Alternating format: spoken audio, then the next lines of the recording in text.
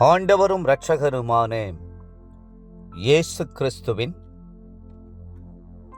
ஈடு இணையற்ற நாமத்தில் அன்றன்றுள்ளப்பம் வாசகர்களுக்கு எங்கள் அன்பின் வாழ்த்துக்கள். 2024 ஆண்டு ஜூன் மாதம் 28 வெள்ளிக்கிழமைக்குரிய தின தியானம். இன்றைய தலைப்பு ஜெயம் தருகிறவர்.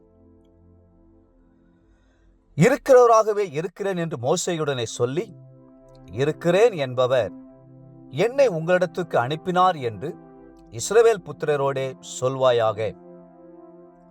யாத்ராகமம் 3:14.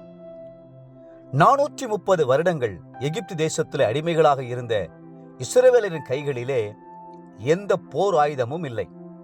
பார்வோனையும் அவனுடைய சேனைகளையும் எதிர்த்து நிற்க எந்த வாய்ப்பும் இல்லை, பலனும் இல்லை. பயங்கரமான அடிமைத்தனத்தில் செயலாற்ற முடியாத சூழ்நிலையிலே பரிதாபமாயிருந்தார்கள். தோல்வியையே எண்ணி தோல்வியிலேயே வாழ்ந்து கொண்டிருந்தார்கள். பார்வோனோ மிகப்பெரிய சேனையுடையவனாய் இருந்தான். அவனுக்கு ஆலோசனை சொல்ல ஏராளமான மந்திரவாதிகள் இருந்தார்கள். அவனை எதிர்த்து நிற்கவோ யுத்தம் செய்யவோ இஸ்ரவேல் புத்திரரால் கூடாதிருந்தது. ஆனாலும் அவர்களுக்கு ஜெயம் கொடுக்க கர்த்தர் சித்தமுள்ளவராயிருந்தார். அவர்கள் எகிப்திலிருந்து விடுதலையாவதற்கு எப்படி யுத்தம் செய்ய வேண்டும்? ஆம், கர்த்தர் அவர்களுக்கு கொடுத்த போராயுதம் பஸ்கா ஆட்டுக்குட்டியின் இரத்தம்தான். அந்த போராயுதம் 2 காரியங்களை செய்தது. ஒன்று, இஸ்ரவேல் குடும்பங்களையெல்லாம் மூடி பாதுகாத்தது. எந்தெந்த வீடுகளில் பஸ்கா ஆட்டுக்குட்டியின் ரத்தம் பூசப்பட்டிருந்ததோ அங்கே சங்கார தூதனால் நுழைய முடியவில்லை. அதே நேரம் பஸ்கா ஆட்டுக்குட்டியின் ரத்தம் பூசப்படாத வீடுகளில் உள்ள மனிதர்களிலும் மிருக ஜீவன்களிலும் முதற் பேரானவைகள் யாவும் சங்கரிக்கப்பட்டன. ஆம், ஆட்டுக்குட்டியானுடைய ரத்தம் நம்மை பாதுகாப்பதுடன் நமக்கு வல்லமையான போர் ஆயுதமாகவும் விளங்குகிறது. நம்முடைய போர் ஆயுதங்கள் மாம்சத்துக்கேற்றவைகள் அல்ல, அவைகள் அரண்களை நிர்மூலமாக்குவதற்கு தேவ பலமுள்ளவைகளாய் இருக்கின்றன. 2 கொரிந்தியர் 10:4.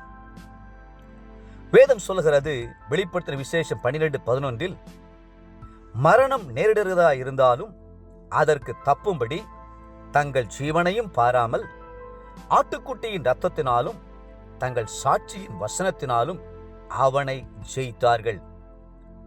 உங்களுக்கு விரோதமாய் எழும்பியிருக்கிற பார்வோன்கள் யார்? உங்களுக்கு விரோதமாய் இருக்கிற சகல சத்துருக்கள் மேலும் இயேசுவின் ரத்தம் ஜெயம் என்று சொல்லி அவருடைய வல்லமையுள்ள இரத்தத்தை அக்கினியாய் தெளியுங்கள்.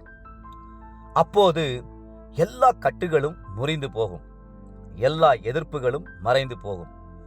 ஒருவனும் எதிர்த்து நிற்கக்கூடாதபடிக்கு வாக்கினாலும் வல்லமையினாலும் கர்த்தர் உங்களை நிரப்பி பயன்படுத்துவார்.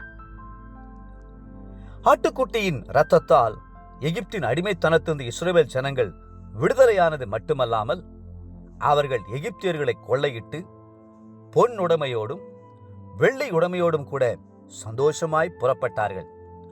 430 வருடங்கள் நீண்டிருந்த அடிமைத்தனமானது பஸ்கா ஆட்டுக்குட்டியினுடைய இரத்தத்தாலே ஒரே நாளிலே முடிந்து போய்விட்டது. தேவப்பிள்ளைகளே, எல்லா பாவ பழக்க வழக்கத்தின் அடிமைத்தனங்களையும் இயேசு கிறிஸ்து தம்முடைய இரத்தத்தினால் முறித்து நம்மை விடுதலையாக்க வல்லவராயிருக்கிறார். இன்றைய நினைவிற்கு எபேசியர் 1:7. அவருடைய கிருபையின் ஐஸ்வர்யத்தின்படியே அவருடைய இரத்தத்தினாலே பாவ மன்னிப்பாகிய மீட்பு இவருக்குள் நமக்கு உண்டாயிருக்கிறது. இன்றைய வேத வாசிப்பு காலை யோபு 11, 12 மற்றும் 13 அதிகாரங்கள். மாலை அப்போஸ்தலருடைய நடபடிகள் 9 அதிகாரம் 1 21 வசனம் முடிய. அன்புக்குரிய அன்றன்றுள்ளப்பம் வாசகர்களே, மீண்டும் உங்களை வாழ்த்துகிறோம். பஸ்கா ஆட்டுக்குட்டியின் இரத்தத்தினால் நீங்கள் பாதுகாக்கப்பட்டு ஜெயம் பெறுகிறீர்கள். கர்த்தர் தாமே உங்களை ஆசீர்வதித்து மென்மேலும் உயர்த்துவாராக. ஆமென். ஆக.